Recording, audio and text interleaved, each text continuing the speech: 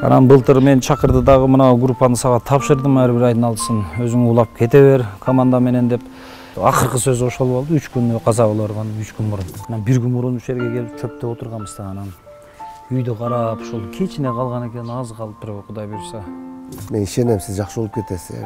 Тоготпойсуз десем, дагы бир 10-15 мүнөт өткөндөн кийин рахмат, кадимгидей мага күч кубат бердиң. Аны билгенде Рахман экен үнүн өчүрбөйт эле мына голосунчу. Аралаштан бери азыркы аксакалдардан бери чейинки даярдап берген да сатираларды. Кудулдар дейли, ошол кудулдар эми мындан бияка ал нерсе жок. Өзүнүн аракетин көрөбүз, өзүнүн менетин көрөбүз. Бул баарыбызга тиешелүү.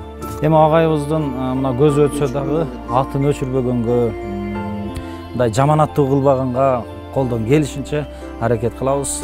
Баарыбыз чогуу Канат балама бата берелик. Кел Канат. Канаттын эң алгачкы Бишкектеги концерти. Канат, талбай иште, элдин жүрөгүнө жол табыш өтө кыйын. Болуп дагы кыргыздын жүрөгүнө жол салыш өтө кыйын нерсе. Чыгармачылык жолуң узун болсун. Дайыма эл сени көргөндө көчөдө, сахнада күлүп жүрсүн. Максаттарыңа жет, өмүрүң узун болсун. Ак жол, омин деп коелук, омин. Мына кол чабуулар дагы сага гүлдесте катарында. Жаназадан кийин, жаназа болуп аткан убакта деле көптөгөн сахналаштар, агайлар айтып өттү, агай жөнүндө. Эми чыгармачыл инсандар баар жок эле билет кандай киши экенин бунун. Бүгүн эле азыр эле Россиядан келдим. Ошол каза болгон күндөн 2 күн мурун Россияга гастролго кеткен болчумун. Тилекке каршы жанагындай Тажияга ошол күндөрү ушул жерде болбой калганым аябай өкүнүп, бир аз кандай десем, өзүм башкача сезип жаман болдум, кыскасы айтор. Ошол интернеттен, соц тармактардан көрүп, азыр мына жаңы эле Россиядан келдим, 2-3 күн болсо дагы ушул агайдын каза болгонуна, акыркы ушул агайыбыздын каза боло берден 2 күн, 3 күн мурун сүйлөшкөн сөздөрү дагы эле көз алдымда, эч эле ишене албай атам. Дагы эле азыр агай ушул жерге келсек эле дайым үйдө отурган болот, же болбосо ысыктын күндөрү ушул жерде чөптө отуруп алып, нерселер жазып, бачкени тагынып алып, телефонун кармап алып, качан карасаң колунда ручка кагаз болгон болот эле. Анан 10 күндөн ашыгыраак ошол коронавирус оорусу менен ооруп больницага жатып калган болчу. Ошол больницага жатаардан 1 күн мурун ушул жерге келип өмүр баян жазып кеткен элем өзүмүн. Ушул кудулдардын баардыгын китеп кылып чыгарып атам. Аралаштын 35 жылдыгына арналган. Ушул буга чейинки маркум агайларыбыздын өтүп кеткен баяндарынан, өмүр баяндарынан дегендей. Эми Рахман Разыков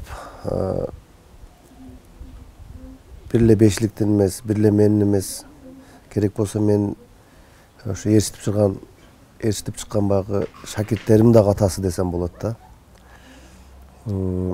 Рахман эке жөн гана кудул эмес эле, сатирик дагы эле, анан менеджерлигин өтө мындай баалай турган нерсе да.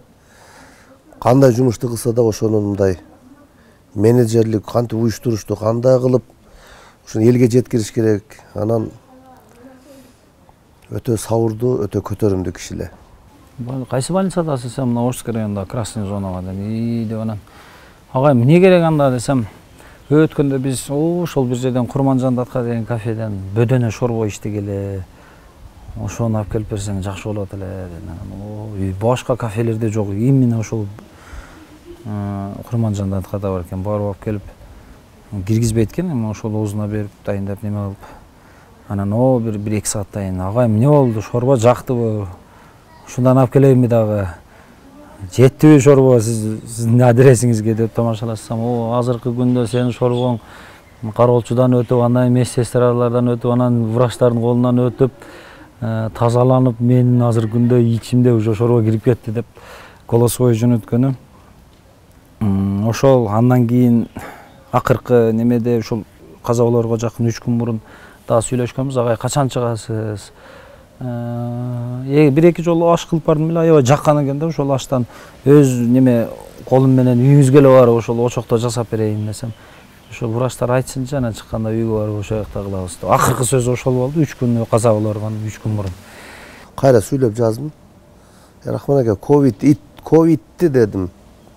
Тоготпой сиз, ал сизге неме эмес оору. Мен ишенем, сиз жакшы болуп кетесиз. Тоготпойсуз десем, дагы бир 10-15 мүнөт өткөндөн кийин рахмат, кадимгидей мага күч кубат бердиң. Күч бердиң мага. Рахмат дедим. Кийин дагы эки жолу мындай неме менен жаздым. Голосовой жазбайчы, кол менен жазып эле. Сатира жаатына келсек, эми билинет го, бирок буга чейин эле көзү барда деле айтып жүргөн, өзү дагы айтып аткан, өзүңөр жазышты үйрөнгүлө, өзүңөр аракет кылгыла, өзүңөр даярдагыла деп айтып жүргөн себеби, качандыр мен бир убакта жазбай калам деп алдын ала айтып жүрчү эле да. Анда значит, сатираларды бардык кудулдарга Рахман агай жазып берчү экен да? Эми бардык болбосо дагы основной 80%, 90% ушул киши жазган да агайыбыз. Анан эми азыркы күндө деле буга чейин деле ушул Рахман агайыбыздын шакирттери тарабынан күлкүлөр тартууланып эле келатканда ошол агайыбыз жазып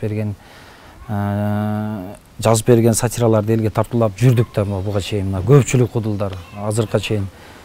Эми акыркы жанагындай кандай десем, жанында алып жүргөн кудулдар биз болуп калдык да. Эми буга чейин мына талант агайларыбыз Бешликти, Беш тапанды, көптөгөн группалар бар, 5 айры, 5 абышка ошолорду ээрчип жүргөндө эми акыркысы биз болуп калдык.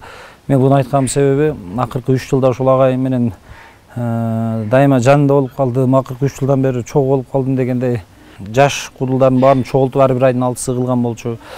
Анан былтыр мен чакырды дагы мына группаны сага тапшырдым, ар бир айдын 6-сын өзүң улап кете бер команда менен деп. Ошол Рахман агайыбызга таянып, ошодон сатира алып, ошол киши жазып берип, даяр кылып берип жүргөн адамдар, кудулдар дейли. Ошол кудулдар эми мындан бияка ал нерсе жок. Өзүнүн аракетин көрөбүз, өзүнүн мээнетин көрөбүз. Бул баарыбызга тиешелүү. Рахман агайдын жанындагы шакирттерине жада калса ошол аралаштан бери, азыркы аксакалдардан бери чейинки даярдап берген да сатираларды, концерттерди.